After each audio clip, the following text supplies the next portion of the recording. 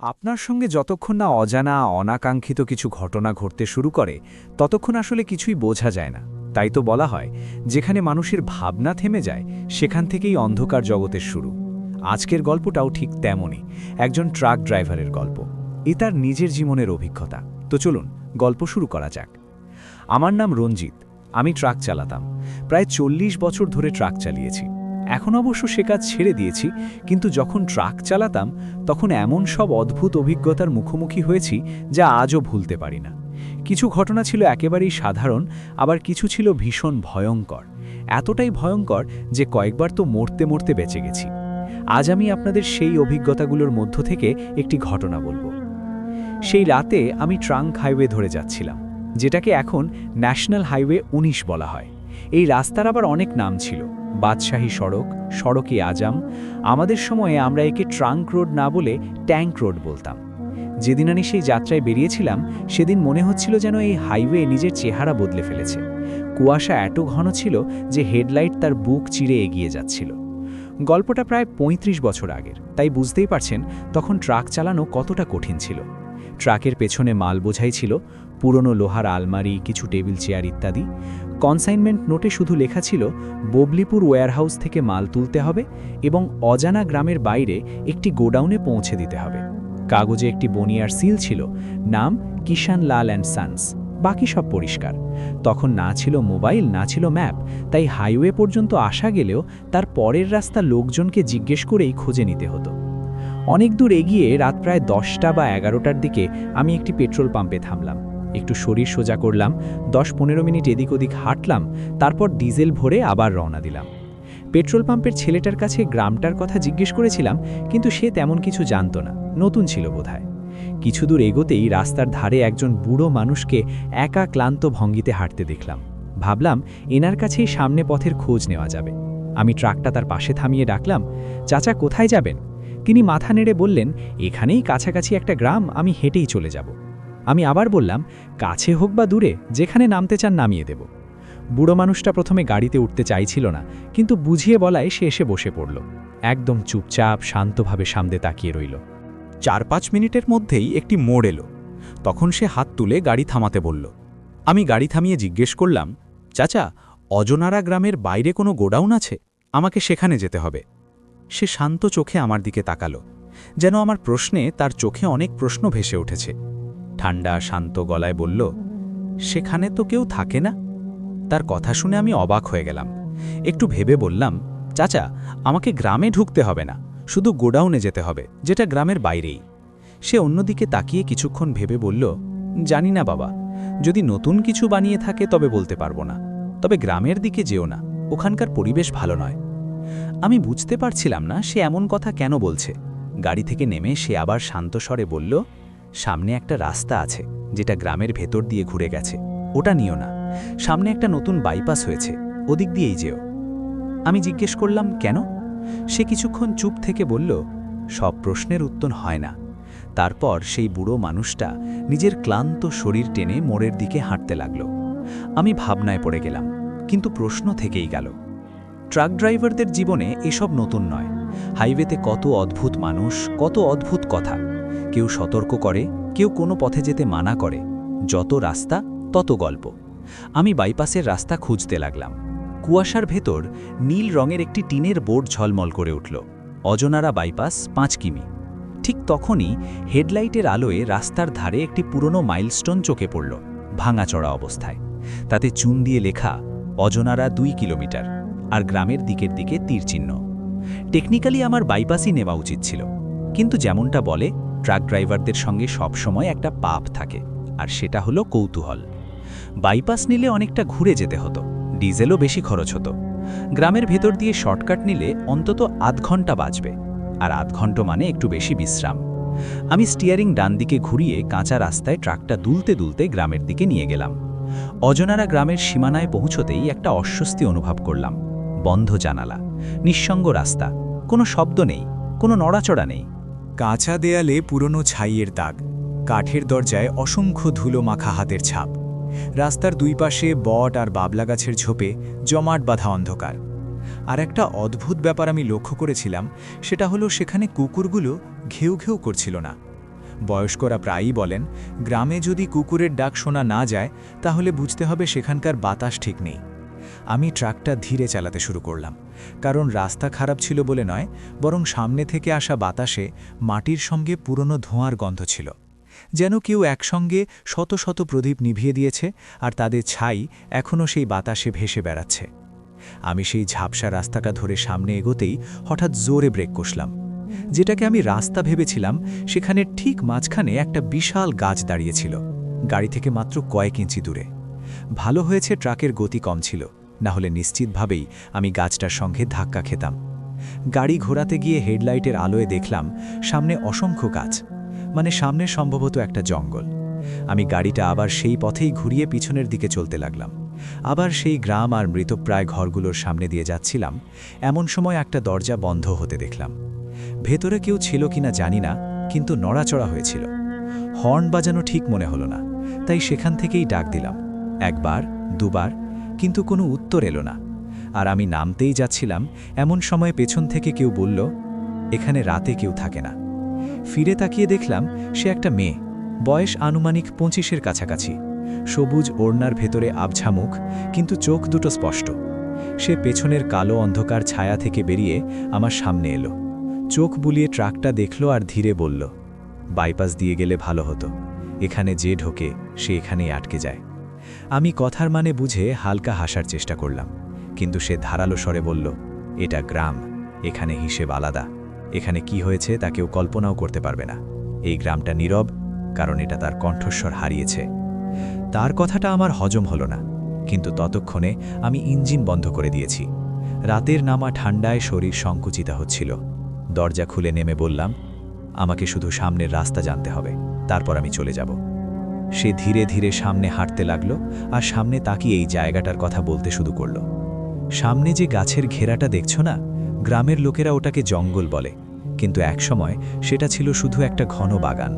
অনেক বছর আগে দুজন কৃষক ছিল, ফসল নষ্ট হয়ে যায়, ঋণে ডুবে যায়, আর ঋণের বদলে এখানকার জমিদাররা তাদের স্ত্রীদের তুলে নিয়ে যায়। কেউ কোনো সাহায্য করেনি। এক রাতে তারা সেখানে গিয়ে গলায় দড়ি দেয়। শোনা যায় তাদের মৃত্যুর পর যেই সেখানে গেছে ফিরে এসেছে শুধু লাশ নিয়ে, আর কয়েক বছরের মধ্যেই সেই ঘন বাগান জঙ্গলে পরিণত হয়। তার কথা শুনে আমার শ্বাস আটকে গেল। লাশ কথাটা বলার সময় সে আমার দিকে তাকায়নি, তার দৃষ্টি তখনও সামনেই। চোখ না পলকেই কোনো নড়াচড়া ছাড়াই সেই জঙ্গলের দিকে তাকিয়েছিল। তারপর সে বলল, শহর থেকে দুটো ছেলে এসেছিল বহু বছর আগে, টেন্ট আর বনফায়ার নিয়ে। সেখানে কিছু করতে চেয়েছিল, গ্রামের লোকেরা বাধা দিয়েছিল, তবুও তারা জঙ্গলে ঢুকে পড়ে। সকালে জঙ্গল থেকে বেরিয়ে আসে শুধু তাদের লাশ, ঠান্ডা পড়ে থাকা। কিন্তু সবচেয়ে অদ্ভুত ব্যাপার ছিল, তাদের শরীরে এক ফোঁটাও রক্ত ছিল না, যেন কেউ ধীরে ধীরে তাদের সমস্ত রক্ত চুষে নিয়েছে। আমার গলা দিয়ে কোনো শব্দ বেরোলো না। আমি চুপচাপ সেই জায়গাটার দিকে তাকিয়ে রইলাম। এমন গল্প আমি আগেও অনেকের মুখে শুনেছি, কিন্তু যেভাবে সে বলছিল তাতে কিছুই বানানো মনে হচ্ছিল না। কেন জানি না সবটাই সত্যি লাগছিল। তারপর সে বলল, ভালো হয়েছে তুমি ওই জঙ্গল দিয়ে যাওনি, তবে সামনে যে পাড়াটা দেখবে সেটা পার হয়ে যেও, রাস্তা ওটার পাশ দিয়েই যায়। পাড়াটায় 5-6টা বাড়ি, দুটো লম্বা বটগাছ। বাড়িগুলো খুব পুরনো, মাটি আর কাঠের, পুরনো খিল, পুরনো চৌখাট। সেখানে একবার অনেক কিছু ঘটেছিল বহু বছর আগে, এমন কিছু যা সময়ও মুছতে পারেনি। আমি জিজ্ঞেস করলাম, কি হয়েছিল সেখানে?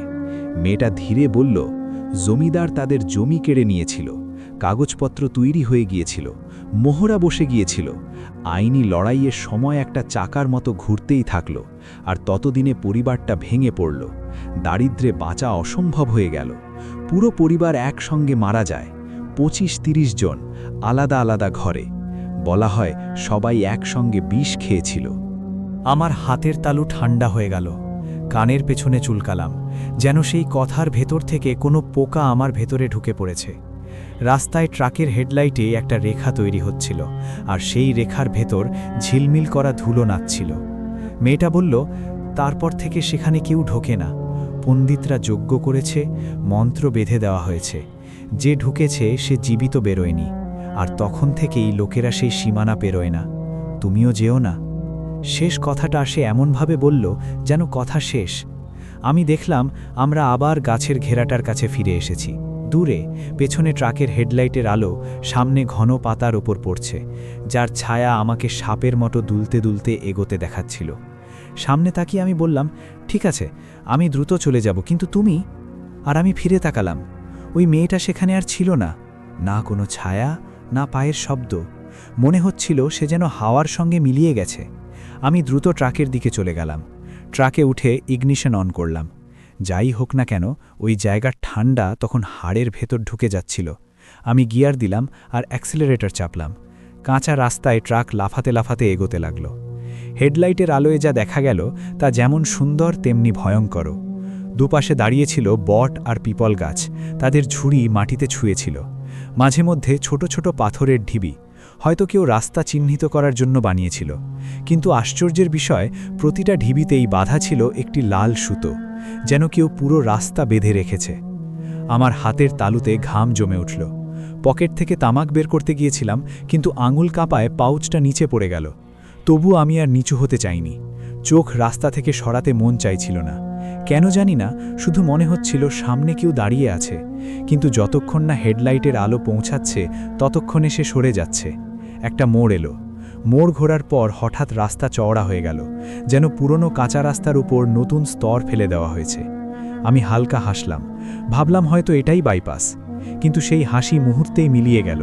সামনে অনেক দূরে একটা সাদা অবয়ব দেখা গেল, হেডলাইটের আলোয় ফিকে ফিকে। হাঁটতে হাঁটতে রাস্তা পার হচ্ছিল, তারপর এক গাছ থেকে আরেক গাছে লাফাচ্ছিল, একদম বানরের মতো। কিন্তু সেটা বানর ছিল না, সেটা ছিল মানুষের মতো উচ্চতার ফ্যাকাশে সাদা একটা আকার। আমার বোঝার আগেই সামনে আরও অনেক এমন আকার দেখা যেতে লাগলো, যেন রাত নিজেই নিজের ছায়া ফেলে রেখে চলেছে। আমি সেদিকে মন না দিয়ে নিজেকে বললাম, এটা শুধু কুয়াশা, শুধু কুয়াশা। ব্রেক না চাপিয়েই এগিয়ে যেতে থাকলাম। ট্রাক থামানোর সাহস তখন আর আমার ছিল না। শেষে সামনে সেই ছোট্ট পাড়াটা এলো, যেমনটা মেয়েটা বলেছিল। ৫-৬টা ঘর, বটগাছের ঝুড়ি, কাঁচামাটির দেয়াল, কাঠের দরজা, সব জানালা বন্ধ। কিন্তু আমি শপথ করে বলতে পারি, জানালার আড়ালে ছিল চোখ, লাল জলজলে অসংখ্য চোখ আমাকে তাকিয়ে দেখছিল। আমি স্টিয়ারিং শক্ত করে ধরলাম, নিজেকে বোঝালাম এটা শুধু মনের খেল, আর ট্রাকের গতি বাড়ালাম। কিন্তু গতি বাড়াতেই সামনে রাস্তা হঠাৎ সরু হয়ে গেল, সত্যি যেন টায়ারের নিচ থেকে মাটি সরে যাচ্ছে। আমি হালকা ব্রেক চাপলাম, ট্রাক দুলে উঠল। আর ঠিক তখনই ডান দিকের জানালায় কেউ ৩ বার ঠক ঠক করে চাপড়ালো। আমি ঘাড় ঘুরিয়ে তাকালাম, বাইরে কেউ নেই, কিন্তু কাঁচে আঙুলের ৩টে দাগ স্পষ্ট, ধুলোর ওপর আঁকা ৩টে বেঁকানো রেখা। তখন মনে হলো ভয় যেন ঠান্ডা সূচ হয়ে মেরুদণ্ডে ঢুকে গেল। আমি হেডলাইট ফুল বিম করলাম, আর ঠিক তখনই রাস্তার মাঝখানে দাঁড়িয়ে থাকতে দেখলাম এক নারীকে। সাদা নয়, কাদায় মাখামাখি, চুল মুখে লেপ্টে আছে, চোখ দুটো গর্তের মতো, আর ২ হাত রাস্তার দিকে ছড়িয়ে, যেন আমার পথ আটকাতে চায়। তবু আমি ট্রাক থামালাম না। এক পা ব্রেকে, অন্য পা অ্যাক্সিলারেটরে ছিল। ট্রাক চিৎকারের মতো শব্দ করে ছায়াটাতে কাটিয়ে পাশে ছিটকে গেল। হেডলাইটের আলোয় এক মুহূর্তের জন্য আমি তাকে পরিষ্কার দেখেছিলাম। তার পা মাটির ওপর ছিল না। কোনো মতে ট্রাক সামলে আমি সেখান থেকে বেরিয়ে এলাম। পেছনে তাকানোর সাহস আমার হয়নি, কিন্তু ব্যাক মিরারে কয়েক সেকেন্ড পর মনে হলো অনেক দূরে কেউ একটা গাছ থেকে উল্টো ঝুলে আছে, দড়ির মতো, কিংবা হয়তো কোনো ডাল। আমি চোখ সরিয়ে নিলাম, হয়তো নিজেকেই মিথ্যে সান্ত্বনা দিচ্ছিলাম। কিছু দূর যাওয়ার পর সেই কাঁচা রাস্তা পাকা রাস্তায় গিয়ে মিলল। ডান দিকে দূরে গুদামের আলো দেখা যেতে লাগলো, টিউবলাইটের নীলচে আলো, ঘুমে ঢুলতে থাকা চৌকিদারদের ছায়া আর মোর্চে ধরা শাটার। আমি স্বস্তির নিঃশ্বাস ফেললাম, মনে হলো অবশেষে বেঁচে গেছি। কিন্তু কেবিনের ভেতর কুয়াশা তখনও ঢুকে পড়ছিল, যেন কেউ জানালা খোলা রেখে দিয়েছে। আমি কাঁচ ছুঁয়ে দেখলাম সব বন্ধ। গুদামে পৌঁছে দেখলাম সেখানেও অচেনা নীরবতা, ফটক খোলা, কিন্তু কোনো চৌকিদার নেই। আমি 2 বার হর্ন দিলাম, কেউ এলো না। নিচে নেমে ফটকের ভেতরে পা রাখতেই ডান দিকে দেওয়ালে এক দেবীর ছোট টাইল চোখে পড়ল, যার ওপর কাজলে 2টো আঙুল টানা, যেন কেউ দেবীর চোখ বন্ধ করে দিয়েছে। আমি দৃষ্টি সরিয়ে নিলাম। সাহস সঞ্চয় করে অফিসের দরজায় কড়া নাড়লাম। ভেতর থেকে এক খসখসে আওয়াজ এলো। কে? ডেলিভারি, আমি বললাম, বাবলিপুর থেকে। দরজা খুলল। এক শুকনো চেহারার চৌকিদার, চোখের নিচে গর্ত। সে টর্চের আলো আমার চোখে ফেলল, তারপর ট্রাকের দিকে। এত রাতে? কাগজে রাত লেখা আছে। কাঁপা গলায় আমি বললাম, কোথায় আনলোড করব? সে দূরে তাকিয়ে বলল, শাটার 3। তারপর থমকে গিয়ে বলল, বাবলিপুর? কোন গুদাম? Kishanlal and Sans. সে আমার চোখে টর্চ স্থির করে খুব ধীরে বলল, এই নামে এখানে কখনো মাল আসেনি। আমি থমকে গেলাম। তাহলে বিলে তো সিল। সে হাত নেড়ে এগিয়ে ইশারা করে বলল, দিনে শাটার খুলবে, মাল নামাও আর সঙ্গে সঙ্গে বেরিয়ে যাও, আর কিচ্ছু জিজ্ঞেস করো না। তার কণ্ঠে এমন ভয় ছিল যেন সে নিজেই নিজের কথাকে ভয় পাচ্ছিল। আমি ট্রাকের কাছে ফিরে এলাম, আঙুল দিয়ে শাটারের চেন টানলাম। শাটার উঠতেই ভেতরে খুলে গেল এক কালো চওড়া ধুলো মাখা সিঁড়ি। আমি ব্যাক গিয়ার দিয়ে ধীরে ধীরে ট্রাকটা ভেতরে ঢুকিয়ে দিলাম। ভেতরে ঢুকতেই হঠাৎ ঠান্ডা হাওয়ার এক ঝাপটা আমাকে আঘাত করল, যেন কোনো বিশাল কোঠা হঠাৎ শ্বাস নিতে শুরু করেছে। আমার সঙ্গে আরও 2জন মজুর ঢুকে পড়ল। চৌকিদার বোধহয় শীষ দিয়েছিল, তারা চাদর সরালো। ভেতরে লোহার আলমারি আর কাঠের ফ্রেম রাখা ছিল। তারা প্রথম ফ্রেমটা তুলে দেওয়ালের দিকে ঠেস দিল। ঠিক তখনই আমি থমকে গেলাম। ওই ফ্রেমের ভেতরে কোনো কাঁচ ছিল না, কিন্তু কোথাও অনেক দূর থেকে, খুব দূর থেকে যেন কোনো সুর ভেসে আসছিল। না, সুর নয়, অনেক মানুষের গুনগুনানি, আলাদা আলাদা স্বরে। আমি মাথা ঝাঁকালাম, তখন মজুররা আমার দিকে তাকালো। কি হয়েছে মালিক? কিছু না। নিজেকে সামলে নিয়ে বললাম, তাড়াতাড়ি করো। মাল নামতে লাগল। প্রতিটা ফ্রেমের সঙ্গে সঙ্গে এক অদ্ভুত ঠান্ডা বাড়তে থাকল, যেন ভেতরে কোথাও পুরনো বরফ গলছে। শেষ আলমারিটা তুলতে গিয়ে আমার হাত তার তালায় লেগে গেল। তালাটা অদ্ভুত ছিল, তার ওপর খোদাই করা অক্ষর বসা ছিল। হঠাৎ মনে হলো এটা কোনো দুষ্টুমি। আমি আঙুল ঘুরালাম আর তালা খুলে গেল, যেন অজান্তেই সেটা আমার স্পর্শের অপেক্ষায় ছিল। আর তখনই আলমারির দরজাটা নিজে থেকেই খুলে গেল। ভেতরে কিছুই নেই, শুধু লাল কাপড়ের মতো কিছু একটা। আমি ছুঁতেই বুঝলাম ভেজা। আঙুল লাল হয়ে গেল। আঙুল নাকের কাছে এনে শুকলাম। রক্ত নয়, কিন্তু গন্ধটা ছিল গরম লোহার মতো। পেছন থেকে এক মজুর দেখল আর আরেকজনকে বলতে গেল, আর ঠিক তখনই ভয়ে কাপড়টা আমার হাত থেকে পড়ে গেল। সেই মুহূর্তে গুদামের সব টিউবলাইট একসঙ্গে টিমটিম করে জ্বলে নিভে গেল। গুদাম অন্ধকারে ডুবে গেল। শুধু আমার ট্রাকের হেডলাইটের আলো সামনে পড়েছিল। কোথাও দূরে আবার চৌকিদারের শীষ বাজল। সব মজুর দৌড়ে পালালো, আর আমি একা সেখানে রয়ে গেলাম। আলমারির দরজা বন্ধ করতে চাইলাম, কিন্তু সেটা খোলাই রইল। আর সেই খোলা দরজার ভেতর থেকে আমি কিছু শব্দ শুনতে পেলাম, ফিসফিসানি, যেন অনেক মানুষ একসঙ্গে কিছু বলছে। শব্দগুলো বোঝা যাচ্ছিল না, কিন্তু দিকটা ছিল পেছনের দিকে। আমি ঘুরে তাকালাম, কিন্তু সেখানে ছিল শুধু অন্ধকার। ট্রাকে ফিরতে পা বাড়তেই সুরের একটা স্তর সোজা আমার গলায় জড়িয়ে ধরল। না, চাইলে তুমি একে কল্পনা ভাবতেই পারো, কিন্তু সেই স্তরটা ভারী ছিল, স্যাঁতসেঁতে, ঠান্ডা অথচ ওজনদার। আমি সেখানেই থেমে গেলাম। মনে হলো কেউ ঠান্ডা হাত দিয়ে আমার গলা চেপে ধরেছে। হাত দিয়ে সরাতে গিয়ে আঙুল একটা মসৃণ পর্দার মতো কিছুর সঙ্গে লাগল, আর সেই পর্দার ভেতর থেকেই কেউ আমার নাম নিল, রঞ্জিত। আমি জমে গেলাম।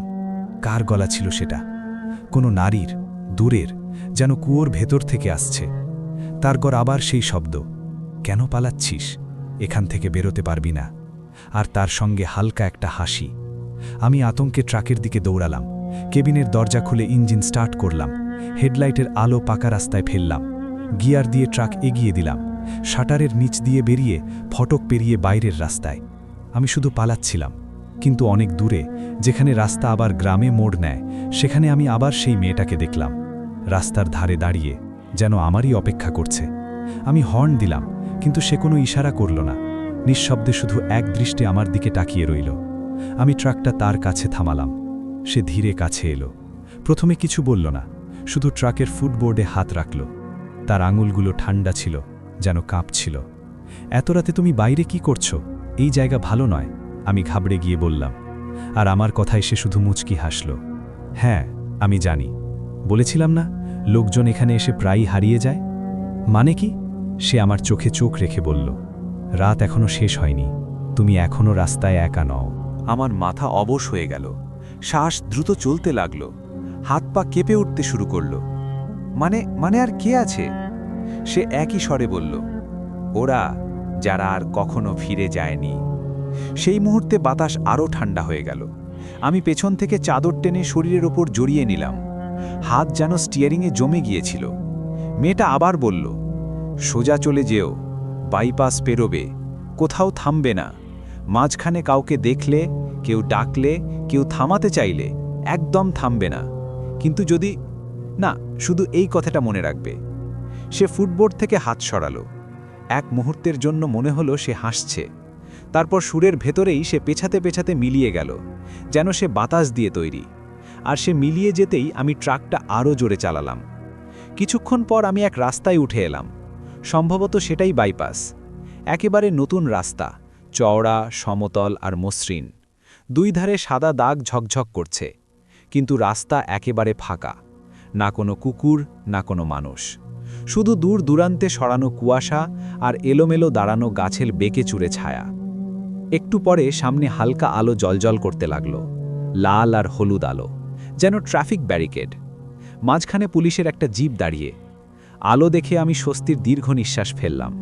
মনে হলো অবশেষে কোনো জীবিত মানুষের মুখ দেখতে পাব। ঠোঁটে হালকা হাসি ফুটে উঠল। গতি কমিয়ে ট্রাকটা ধীরে ধীরে ব্যারিকেডের কাছে নিয়ে গেলাম। জিপের পাশে দুজন পুলিশ দাঁড়িয়েছিল।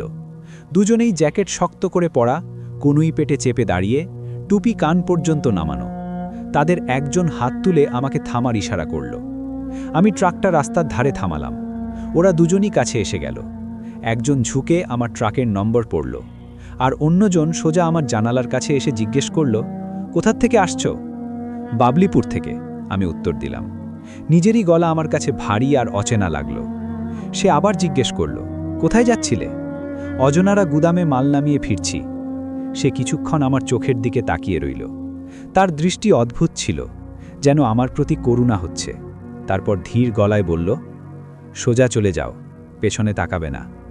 এইটুকু বলেই সে চুপ করে গেল এবং ডান দিকে সরে গিয়ে রাস্তা ছেড়ে দিল। আমি ধীরে মাথা নেড়ে অ্যাক্সেলারেটর চাপলাম। পকেটের নীল আর লাল আলো পেছনে পড়ে রইল। কিন্তু ঠিক সেই মুহূর্তে ব্যাক মিরারে আমার চোখ আটকে গেল। জিপের পাশে আরেকজন তৃতীয় মানুষ দাঁড়িয়েছিল। না সে পুলিশের মতো, না সাধারণ মানুষের মতো। তার শরীর ছিল জীর্ণ, হাড়গুলো বাইরে বেরিয়েছিল। পরক্ষণেই সে হঠাৎ বানরের মতো লাফ দিয়ে একটা গাছে উঠে গেল। তারপর আমি যত এগোচ্ছিলাম, সেও পাগলের মতো এক গাছ থেকে আরেক গাছে লাফাতে লাফাতে দৌড়াতে লাগলো। আমার গা শিউরে উঠল। বুঝতে পারছিলাম না এসব কি হচ্ছে। নিশ্চিত হওয়ার জন্য আমি মাথা ঘুরিয়ে পেছনে তাকাতে গেলাম। ঠিক তখনই স্টিয়ারিং কেঁপে উঠল। ট্রাকটা একটু তির্যক হয়ে গেল। আমি সঙ্গে সঙ্গে দু হাতে শক্ত করে ধরে গাড়ি সামলালাম। কপালে ঘাম ফুটে উঠল। আবার সামনে তাকিয়ে দেখলাম রাস্তা সোজা আর ফাঁকা, যেন কিছুই ঘটেনি। বারবার আমার সঙ্গে অদ্ভুত সব ঘটনা ঘটছিল, আর আমি বারবার নিজেকে বোঝাচ্ছিলাম সব কিছুই আমার বোধগম্যের বাইরে ছিল, আর এখন যা বলতে যাচ্ছি তা কোনো যুক্তির মধ্যেই পড়ে না। আমি চাইলে নিজেও এর উত্তর দিতে পারি না। কেন আমি এমন বলছি সেটা আমি পরে বলবো। আমি মাথা ঝাঁকালাম। বাস, অনেক হয়েছে, নিজেকে বললাম।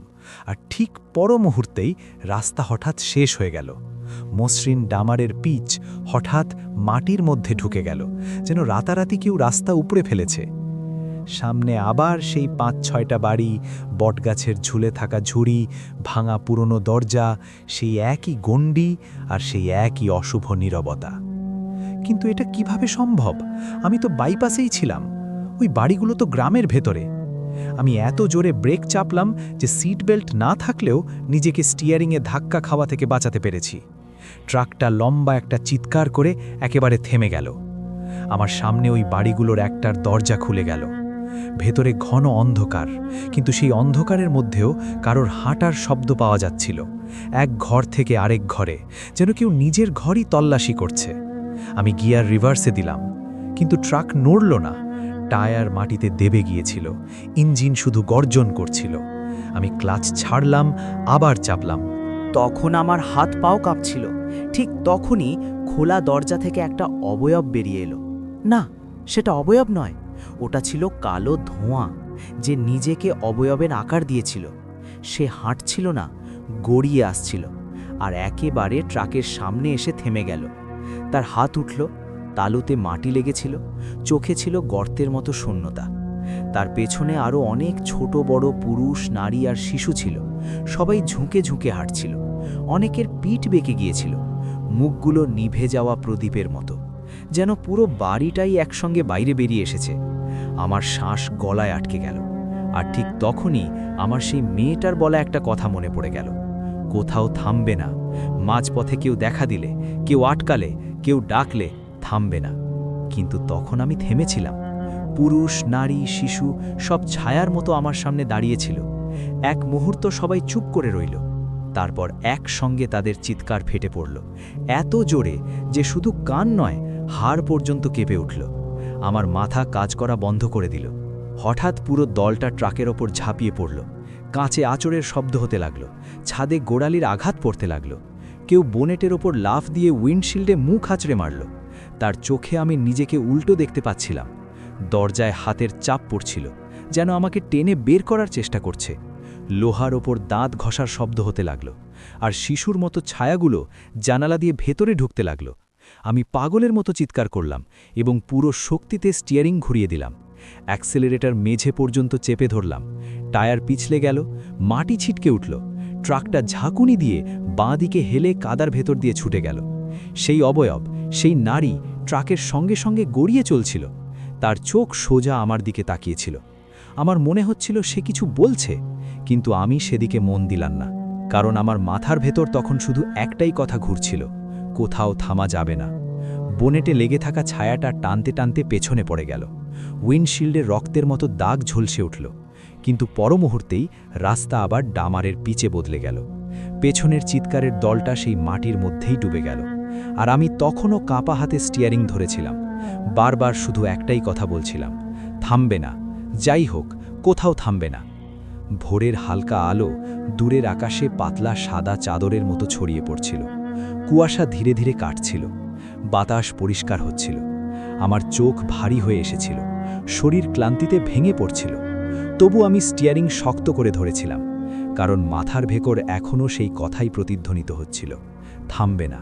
রাস্তা একটা চওড়া মোড় নিল, আর তার ওপারেই শহরের প্রথম প্রান্ত দেখা গেল। ইমারতটির মাথা রোদের সাদা আলোয় ঝকঝক করছিল। সামনেই শহরের সীমানায় একটি চেকপোস্ট দেখা গেল।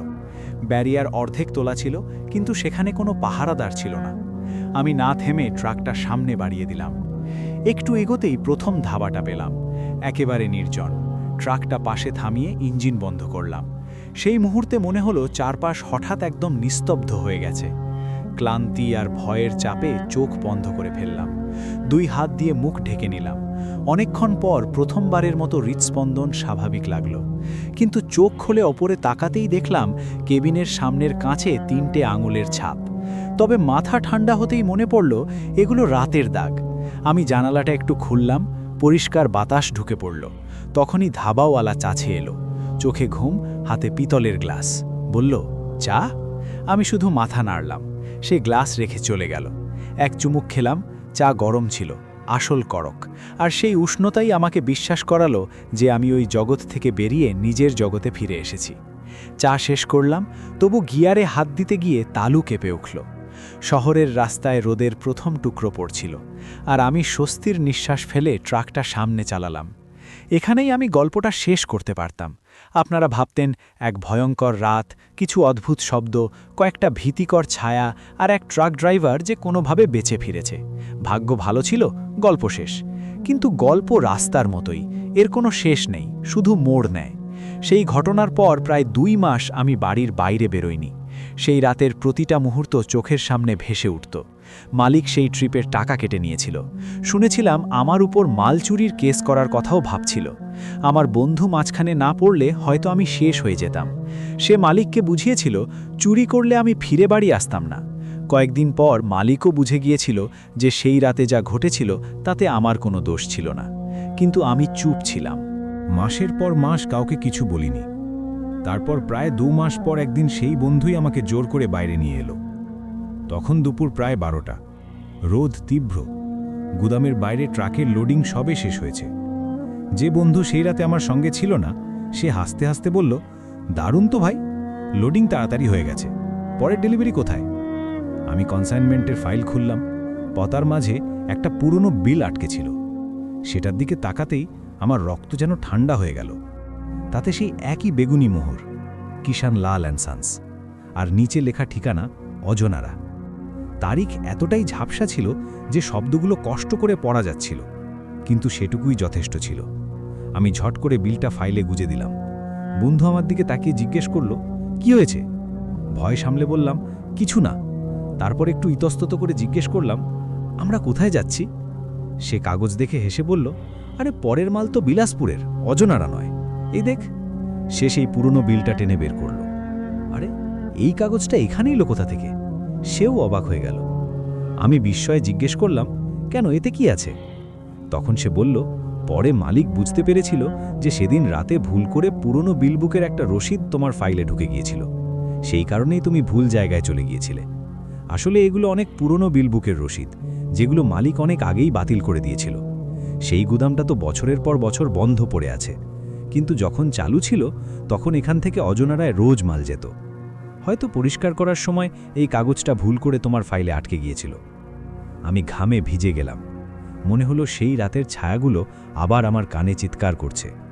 সেই রাতের পর থেকে আমি ট্রাকের কেবিনে একটা ছোট্ট ঘণ্টা ঝুলিয়ে রেখেছি। মন্দির থেকে আনা পিতলের ছোট টুকরো। বলে যে অচেনা অবাঞ্ছিত ছায়া যখন কাছ দিয়ে যায় তখন ওই ঘণ্টা বেজে ওঠে। যখন হেডলাইট অন্ধকার চিরে সামনে রাস্তা খুলে দেয় আর রাস্তার ধারে কোনো সাদা ছায়াকে হাঁটতে দেখি, তখন সেই ঘণ্টা আপনা আপনি বেজে ওঠে। জানি না সত্যি এর কোনো প্রভাব আছে কিনা, তবে হয়তো এটা নিজেকে সান্ত্বনা দেওয়ার একটা উপায়।